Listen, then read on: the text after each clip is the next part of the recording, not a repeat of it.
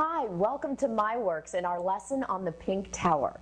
The pink tower teaches your child sizing, dimension, and order. You might be thinking, why does my 3-year-old need that? Well, to them, what they're doing is they're playing with blocks.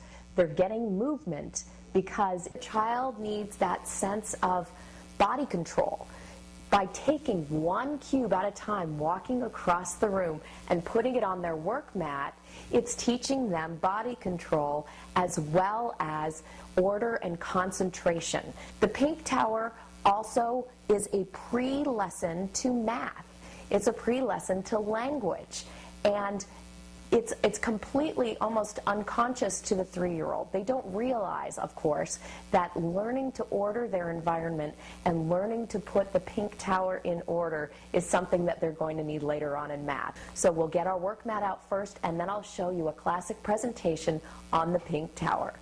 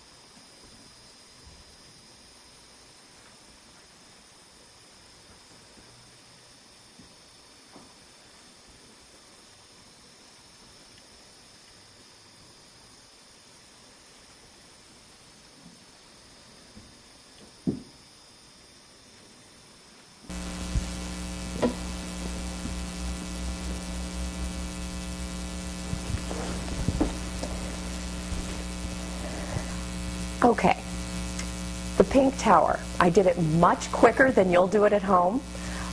Think of it this way, you're going to get a great thigh exercise. I don't know if you heard my knees pop, but it just happens. What you're going to want to do is keep the pink tower, as I said earlier, across the room. It's a very long presentation, but really your 3-year-old is going to be completely enthralled in what mommy or daddy is doing with the pink tower. I'm going to show you a few more options that you can do if your child is still really engaged, meaning if they're still really curious about what you're doing with this pink tower. Then what you can do is follow up by showing them the smallest pink cube. What you'll do is you'll place it on each one and put your finger right over it. No language. To show that each cube is one small cube bigger than the next.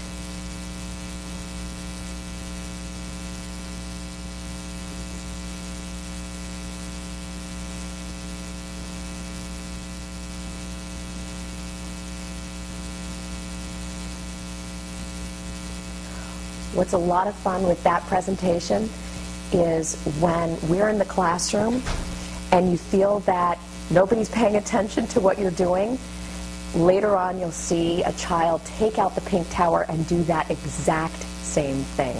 And it's a bit of a correction. This lesson is very self-correcting. So the first time you do this with your child, or the first time you watch your child do it, if the cubes are all out of order, let it be. Let it be. This is their exploring these materials. It's a self-correcting material, so eventually they're going to see the difference between the biggest and the smallest cubes, and they're going to order them perfectly. And when they do that the first time, you're going to see that look of accomplishment on their face. So now what we thought we would do for you is do a presentation with our friend Trevor. I want to show you a couple other ways, a little bit more advanced, a few more ways on how you can introduce language with this material. This is our friend Trevor, and we're going to have Trevor show you how we introduce language into the pink tower lesson. You ready, Trev? The first lesson in introducing language would be to do "This is small." This is big. Small, big. Can you show me the small cube? Very good. Can you show me the big cube? What is this? Small. What is this? Big. Very good. Okay, that was what we call in Montessori a 3-part lesson.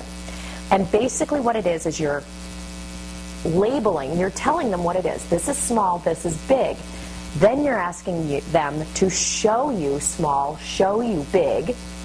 Then, if they can do that successfully, you say, what is this? Then you really know if they grasp the concept of small and big.